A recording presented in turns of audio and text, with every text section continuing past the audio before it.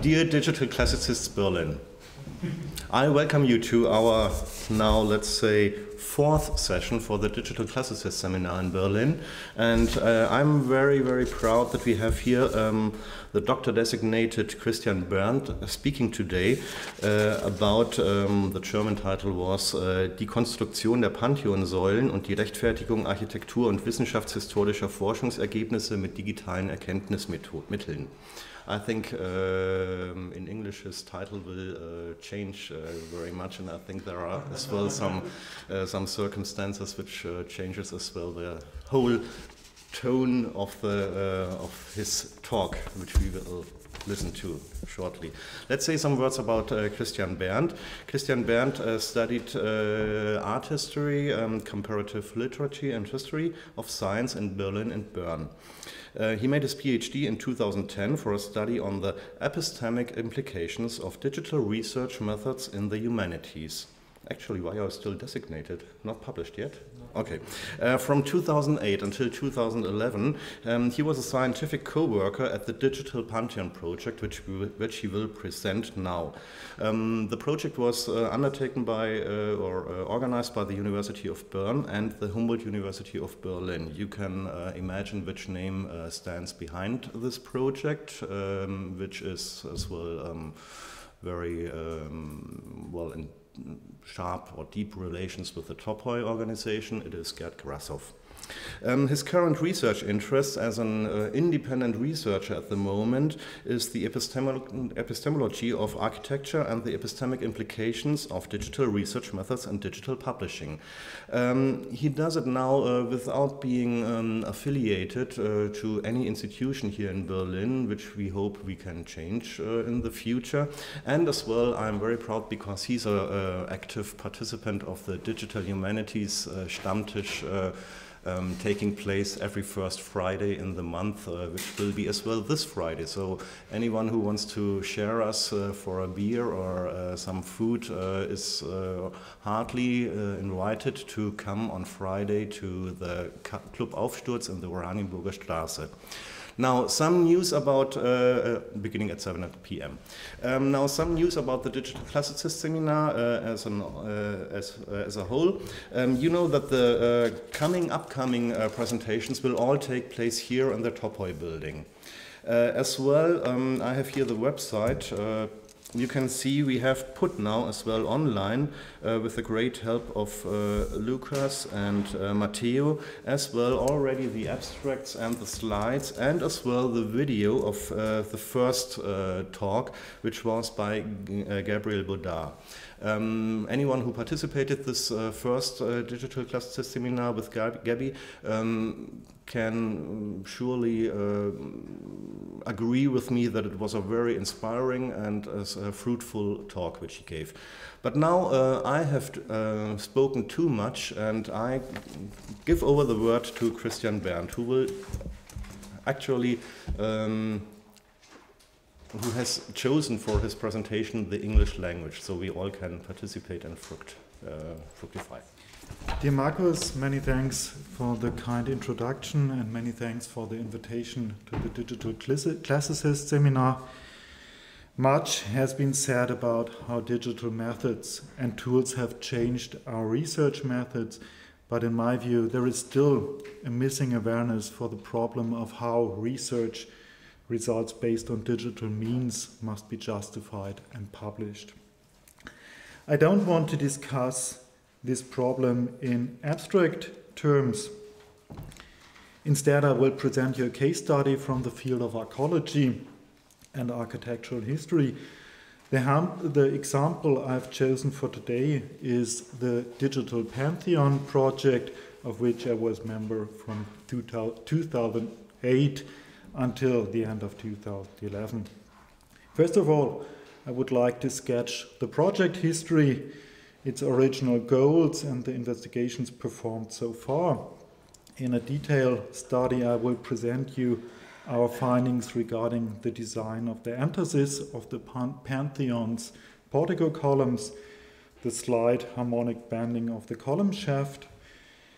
Based on these results, I would like to explain the epistemic relevance of open access, open data, and open source. For this particular problem, with this in mind, I'm going to extend the argument to a requirements catalog for digital research tools and methods. Finally, I will reassess the project according to these requirements and summarize the lessons learned.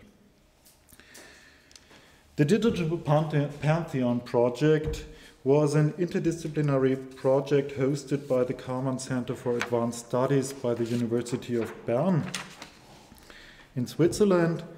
The project goals were an architectural survey of the Pantheon in Rome using state-of-the-art measurement technologies, publishing the data according to open access policies, and, quote, keeping the data available and accessible for a long period.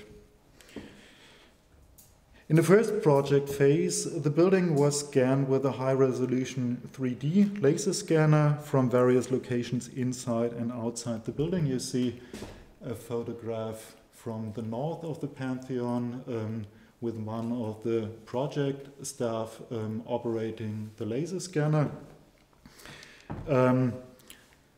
Here you've got a detail with a laser scan on the basis of one of the Portico columns. In the second phase, the 43 partial scans were then synthesized into a unified model with a common coordinate system. Next, the model was frozen in order to be used as a reference model and a reliable starting point for future investigations.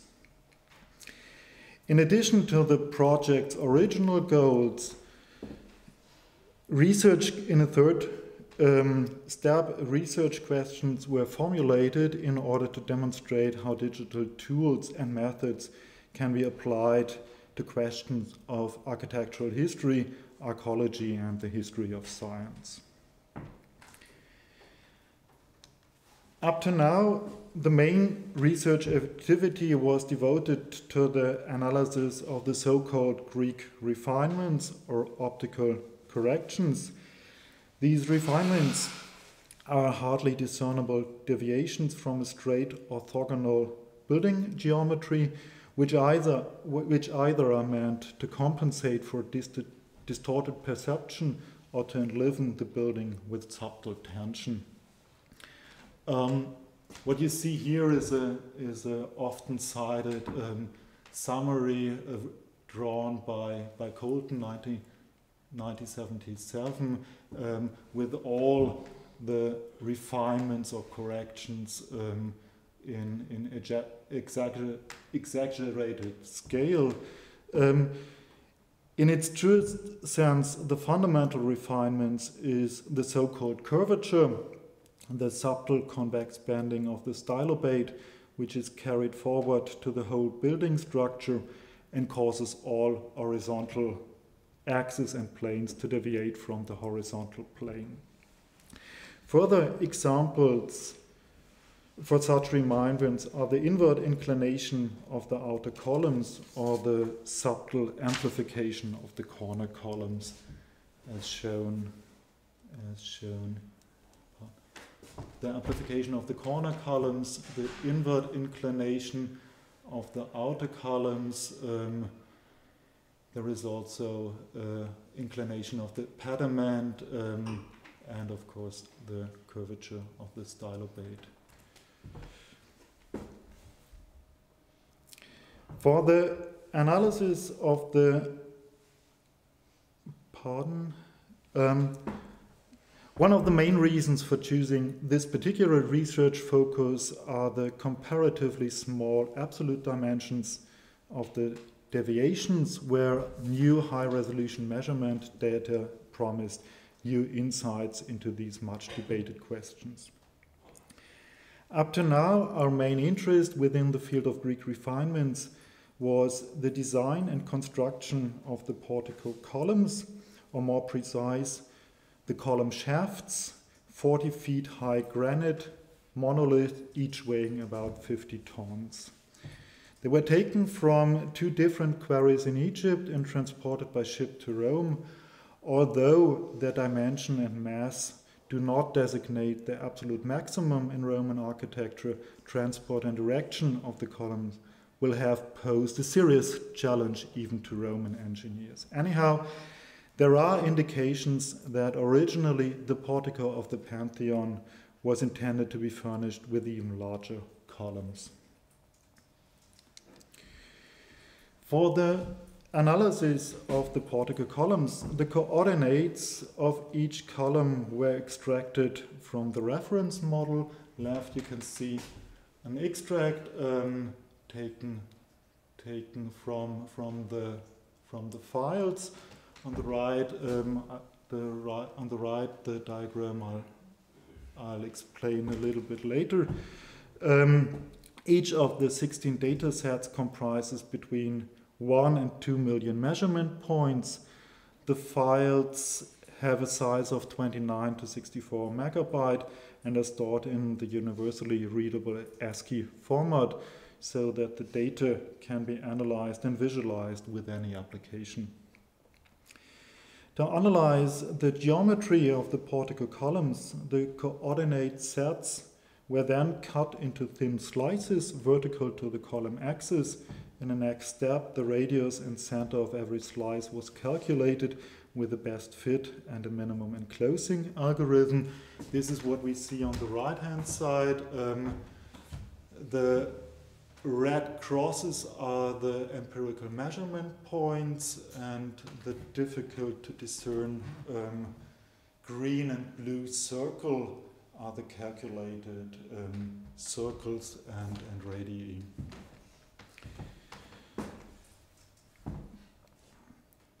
For the very first time, questions concerning ancient column production are thus analyzed on a truly broad empirical basis, while former approaches relied on comparatively few measurement points taken from representative columns of different buildings.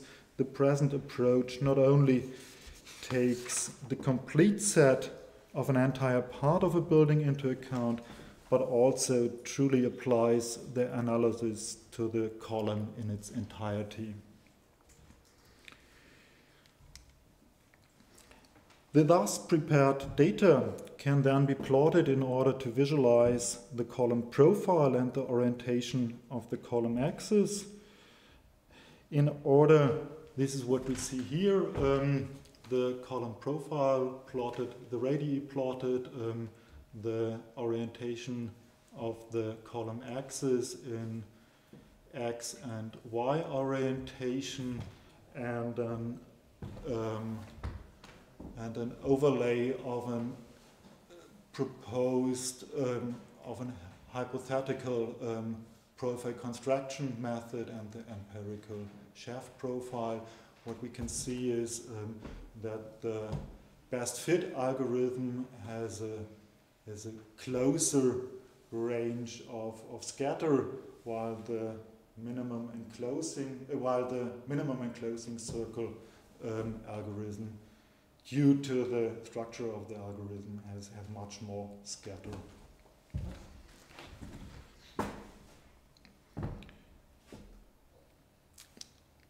In order to compare the different profiles, we implemented an interactive comparison sheet available on the project website, where all profiles can be plotted in the same diagram. The slide shows a screenshot taken from this comparison sheet, and it's easy to see that except for the 3 heavily damaged columns on the eastern flank, all columns of the portico show very similar profiles. The heavily damaged profiles of the eastern flank are hidden in this plot. Because the eastern columns were taken from the nearby bath of Nero in the 17th century in order to restore the damaged portico as non-ancient repairs, they are not part of the further investigation. The profiles of the remaining 13 original columns all lie within a band of about 0.02 meters, which starts on the left with the lower shaft radius between 0.72 and 74 meters and ends on the right with an upper radius between 0.63 and 0.65 meters. The lower shaft radius, the upper shaft radius, the lower shaft with the apophygy, I hope I pronounce it the right way, apophygy, the place where the column is connected with the basis, or where the shaft connects to the basis, and the same with the upper apophygy where the column is continued with the capital.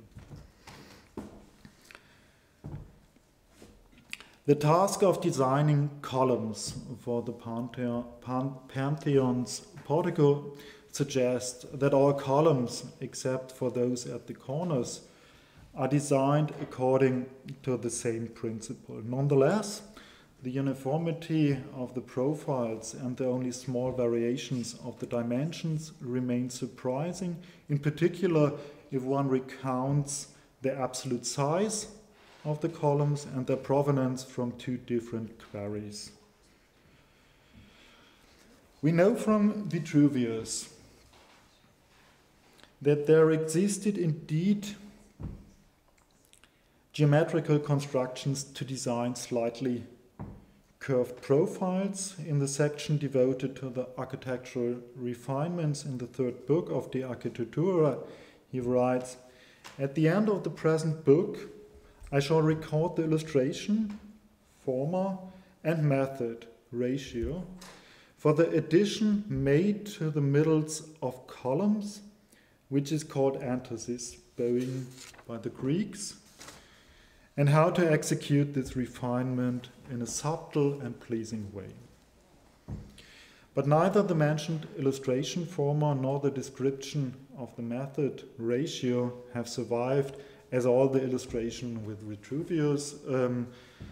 Accordingly, it is not too surprising that since the Renaissance era, uncounted attempts were made to reconstruct this method. The spectrum reaches from simple solutions with cranked profiles, proposed, for example, by Alberti, over all kinds of conic sections, parabolas, ellipses, hyperbolas, to such nearly esoteric curves like the conchoid. But none of these suggestions seem to have gained widespread acceptance. Antonio Becchi from the Max Planck Institute did a research on the modern reception of the Entasis problem. I think, well, when was it published? 2 or 3 years ago. Right. For the modern discussion of the, or for the early modern discussion of the Entasis, please refer to Antonio Becchi. The most important caesura within this discussion is marked by the discovery of the so-called plan archive at Didyma, which has dramatically increased our knowledge regarding ancient design strategies. Amongst the drawings discovered by Lothar Haselberger on the base walls of the Apollo temple in Didyma in 1979, there are several drawings that are devoted to the construction of the colossal columns of the peristyle. With regard to the problem of the Entasis design, particularly one drawing is important, which is located at the eastern end of the northern wall. The drawing has a height of 1.2 meters and a width of about 1 meter. Like all other drawings, it is executed in a scratch drawing technique. For those who don't know the plan archive at Didyma, the interesting thing about the temple at Didyma, it was not only planned as one of the biggest buildings of the ancient world, but because it was planned as one of the biggest buildings of the ancient world, it remained a construction yard, and so several of the construction drawings have survived on the walls of the center of the center structure, which was erected first, and from which and where Haselberger detected those drawings, engraved into the already flattened stone of the adyton, and to be removed in the final polishing step, which never happened. The drawing displays the half of a column profile, contrary to the first impression. It is not the representation of the lower part of the column, but the construction of the whole column except of the capital. The lower part with torus, rod, and apophygy is drawn in full scale. The horizontally hatched area in the upper part displays the column shaft with intentionally distorted proportions. While in horizontal direction, the shaft is represented in full scale, in vertical direction, it is compressed by the factor of 16. The vertical line L on the right represents the axis of the column. On the left side, the drawing is limited by other vertical line F running parallel to the axis in a distance of the lower shaft radius. This is one of those. The lower end of the shaft is marked by the last of the horizontal lines, D1, which is a little bit longer than the others. And the upper end of the shaft is defined by one of the horizontal lines at the top. One of these, which exactly is not clear. The lower and upper end point of the profile are interconnected with an inclined line G, dotted inclined line G. And above this line bends a faintly curved arc, this one. And the continuing argument is exactly about this arc, or primarily about this arc.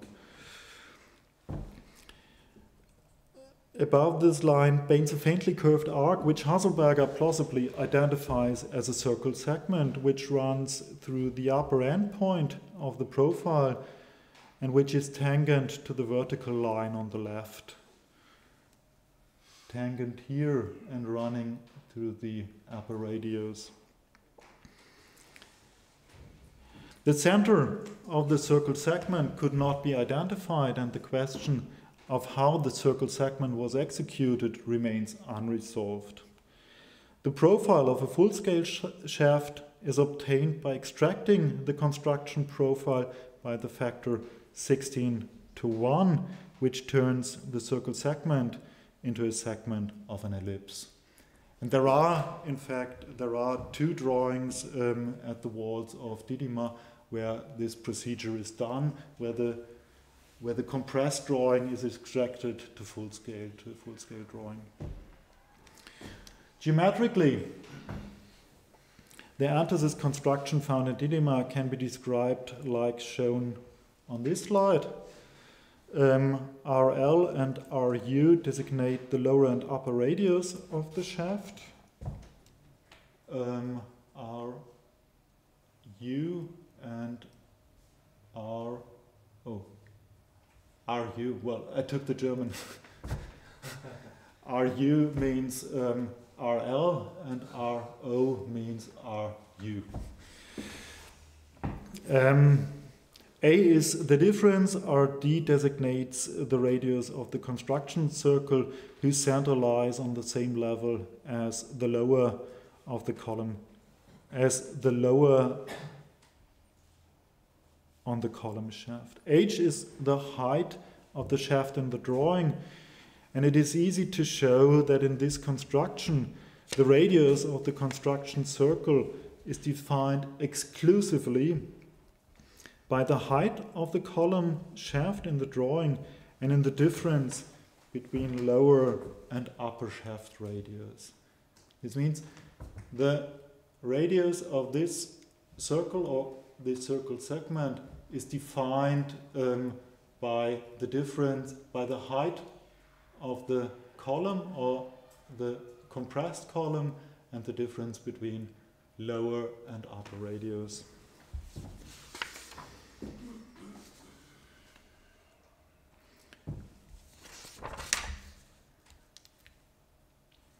It seems plausible that the curved profile of the Didyma construction is a circle segment whose center lies on the baseline of the shaft, but there are no hints on how the circle was constructed. In principle, one can imagine at least two distinct approaches. On the one hand, a construction with a predefined radius as deduced above, or as deducible from the geometrical construction, and on the other hand, various geometrical constructions without a predefined radius. What we did is we implemented a construction model, and because neither Vitruve nor in the Didyma drawing there is conclusive evidence on how the circle segment was constructed, the model developed for the analysis of the profiles does not make any assumptions in this respect. It is based only on the premise that the profile of the Pantheon's Portico columns is based on a circle segment and on the assumption that this segment was stretched by the factor of 16. The model allows the user to interactively overlay the empirical shaft profiles with different circle segments. These circles are defined by at least 3 support points for which a best fitting circle is calculated. The support points must be chosen in such a way that they correspond to significant bend points of the profile. What we see here is the minimum set of 3 support points where a best fitting circle is calculated, and blue is the empirical profile of the column shaft, and you can add more support points, and this will give you a circle segment and its center within this point. The base point may lie above the baseline. This will be important for the further argument. A systematic comparison of all profiles of the original columns shows that all can be deduced from a circle construction, but that there are in fact fitting circle segments for all profiles furthermore confirms the assumption that the construction of the Pantheon's Portico columns is based on a compression factor of 16, like the Didyma design. 2 different types of the construction principle can be distinguished at the Portico columns. One type is characterized by construction circles with the center lying on the baseline, like in the Didyma construction. This is method A. And in this case, the radius of the construction circle amounts to about 4 lower shaft radii, and the profile is harmoniously curved along the full length. The second type of profile starts with the characteristic straight vertical sections, which you can see here in a diagrammatic sketch.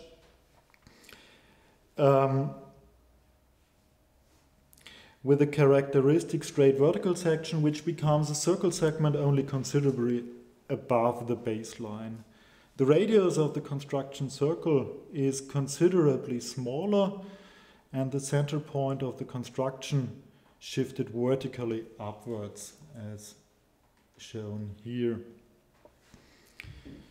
Nevertheless, also in this type of construction, the profile is defined by a circle segment which is running through the lower and upper endpoint of the profile.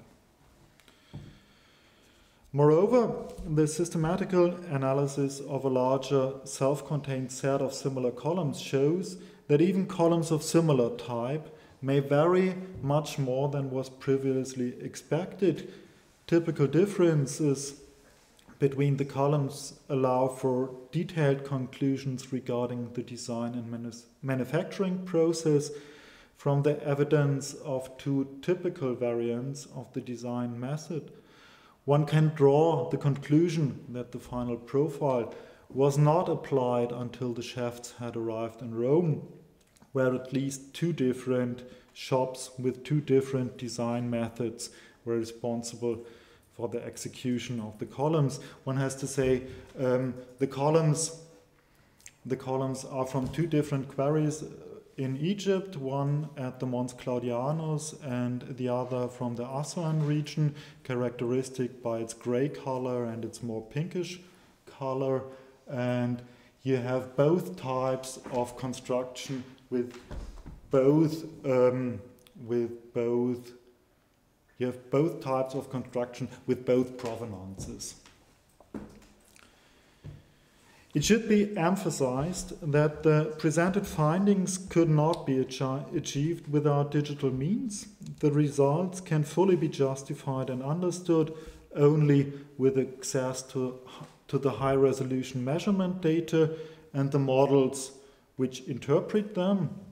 Therefore, the high-resolution data sets, plots, and interactive models provided via the project's website are not only didactic or marketing materials, but are an integral and constitutive part of the presented research results.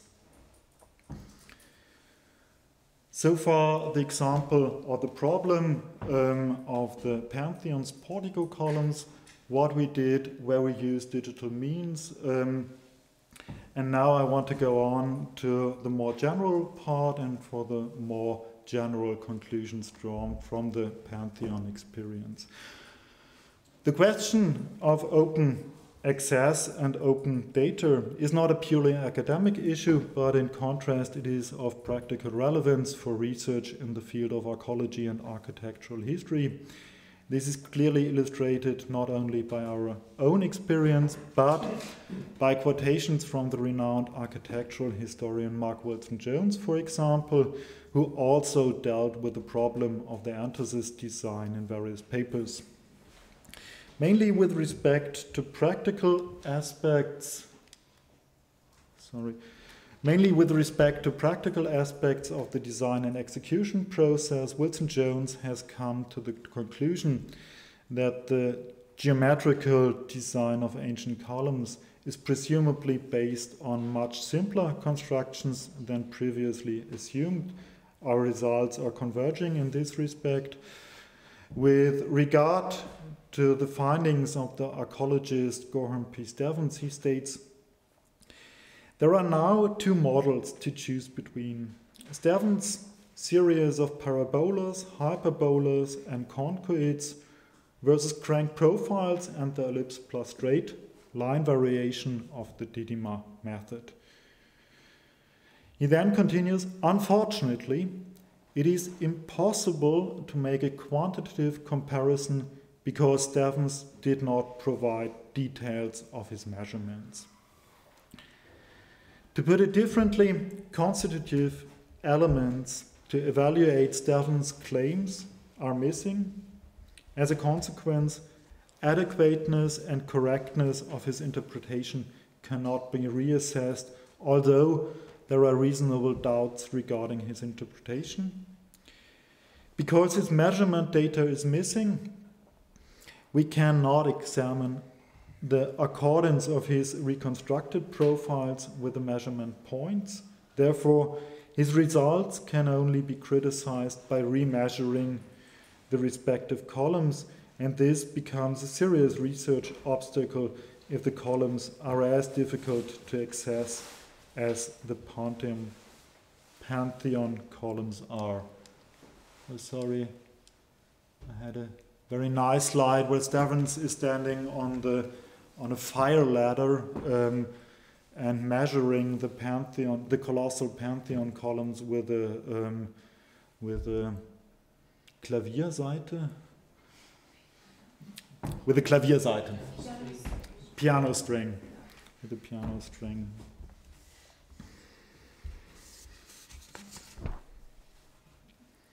Nevertheless, the incomplete publication of partial privatization of research data is not as unusual as one might think. For a comparative study of curvatures of Greek temples, the archaeologist Lothar Haselberger, for instance, had to extract his data from printed diagrams, since the original underlying data had remained unpublished. Having become sensible for this issue, it won't be hard to find further examples of similar deficits in other publications. A colleague told me in Einsiedeln, also for him it is very difficult to get exact measurements within Roman, especially within Roman archaeology. In Greek archaeology it's easier because of the much more damaged state. So his argument, but with Roman architecture it was very difficult to get exact data regarding the diameter, the length, the different radii.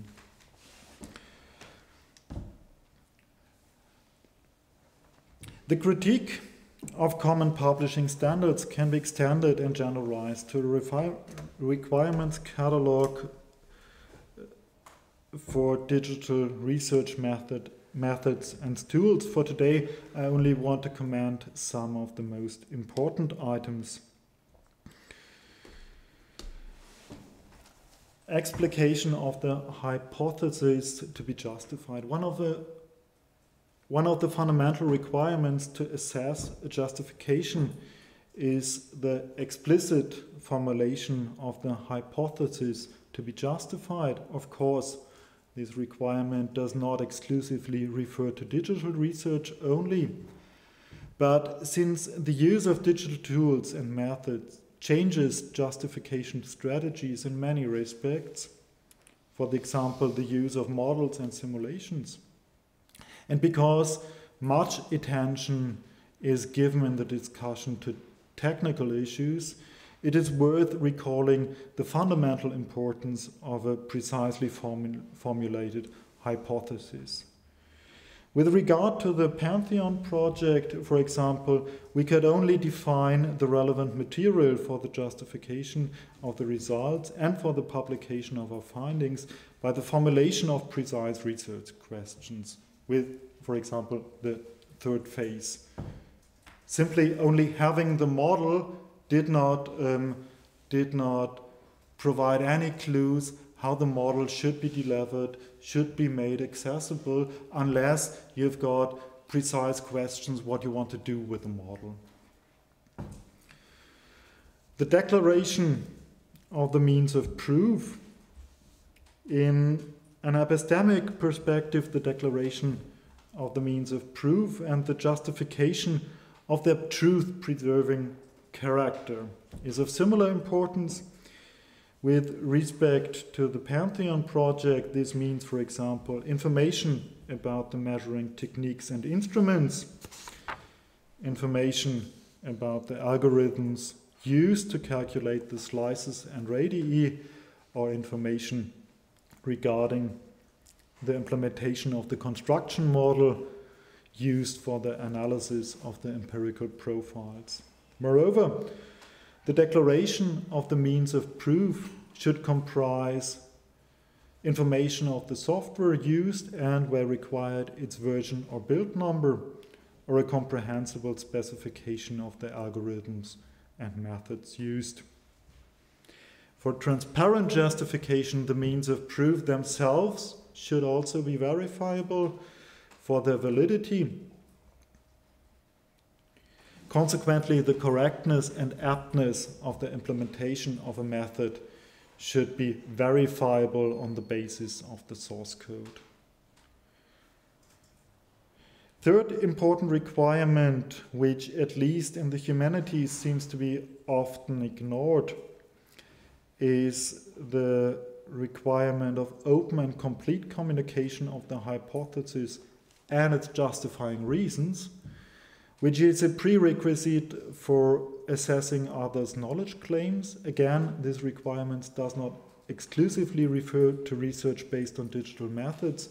However, it might be the one aspect in which the requirements for the justification of knowledge claims differ the most from that of the pre-digital era. Some time ago, there were complaints about the limitations in conventional publishing. In a report written for the American Senate, I think, is stated, I quote, "Research results can't be published in adequate completeness. That means with all required numbers, illustrations, photographies and diagrams, discussions, background details, and other relevant things." With the advent of digital research methods combined with more and more powerful digital transmission channels, these obstacles have disappeared, at least in principle. The Digital Pantheon Project, for example, can now publish not only all models relevant for the justification of the project results, but can also provide the relevant data sets in highest resolution via the project's website.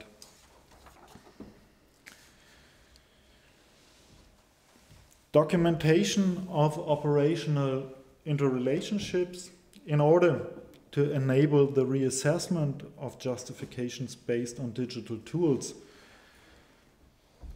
All operational relationships must be documented in a transparent way. To which extent a specific tool or method must be documented depends on the commonness of the respective technology or method. The spectrum reaches from user guides and handbooks for simulations and applications to careful comments in the source code or scripts and programs. Above all, the interrelationship between data processing, and the various methods and applications must be transparent and also comprehensible by others.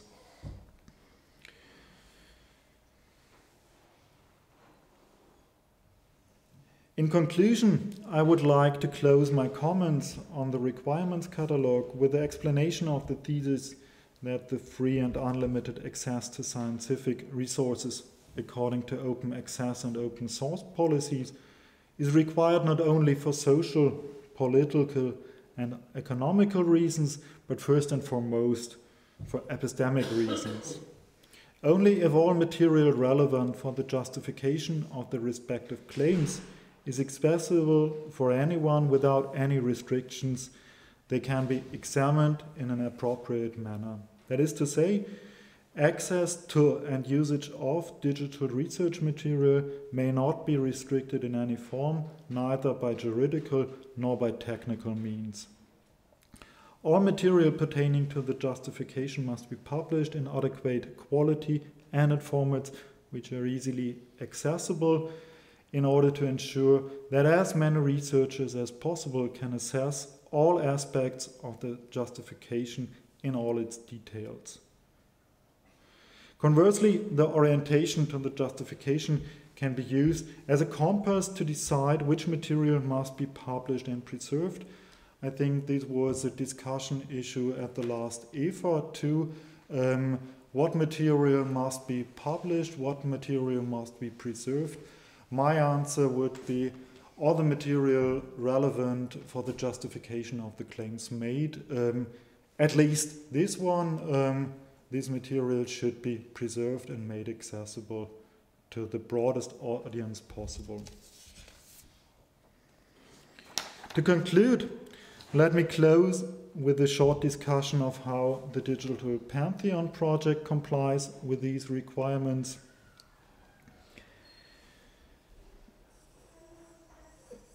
Regarding open access, what remains from most a significant achievement in the decision of the project is the decision of the project leaders to publish all conference and project contributions in an open access fashion via the project's website.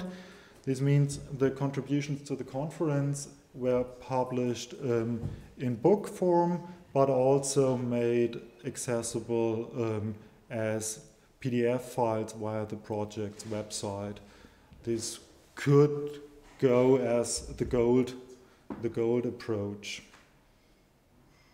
Perhaps, well, yeah, there remains one point to discuss, perhaps. In addition, the publication of high-resolution data sets in easy accessible format should also be a model for other research projects, since this is the fundamental prerequisite to assess our findings regarding the geometry, design, and construction of the columns. At this point, you might ask, what about the rest of the model? And I would have to admit that this remains an open question, at least to me. It is obvious that if the project publishes new findings regarding other parts of the building, according to the above elaborated requirements, it will also have to publish the relevant data, as we did with the Portico columns. For external researchers and for the research community as a whole, it would clearly be advantageous if the rest of the model data would be available for research, yet these would raise documentation and data preparation demands substantially, and the compensation of these time and cost efforts remains unresolved. Open source, concerning the question of open source, I have to admit that this remains a difficult question. As far as I know, models of the size and resolution of the Pantheon model currently are only manageable with commercial software, for example, the Cyclone application from Leica Geosystems. But of course, 3D data can also be used with any other software if provided in an appropriate format, as the ASCII format for the column extracts. Regarding the visualization of the column profiles and the construction model, these are implemented in so-called Mathematica notebooks, where the notebook implementation itself can be treated in open source, but still remains tied to a proprietary closed source product with a very restrictive license policy. Regarding the documentation of the operational relationships, in my opinion, we should have been more careful. On the other hand, in our case, the interrelationship between data and models are not that difficult to understand. Nevertheless, I myself would favor a true open source approach. A visualization and analysis of the column profiles can be created with very simple means, for example, with pure Java in combination with the GNU plot tool. The same applies to the construction model. The first plots I showed you were done in this way, not with the Mathematica software. But in the end, research is always a compromise between quality and productivity, or available time and available skills and resources. I would have loved to direct you to the project website for further information. Unfortunately, the project website is offline, or is not offline, but is compromised For a while, I informed Gerd Grashoff, and he said yes, he is interested in continuing the project, but until now the project website, which in my elaboration was one of the central clues for the justification, is offline. So I skip the last point of my speech, the problem of long-term preservation. Perhaps we can discuss the problem of long-term preservation in the following discussion. Many thanks.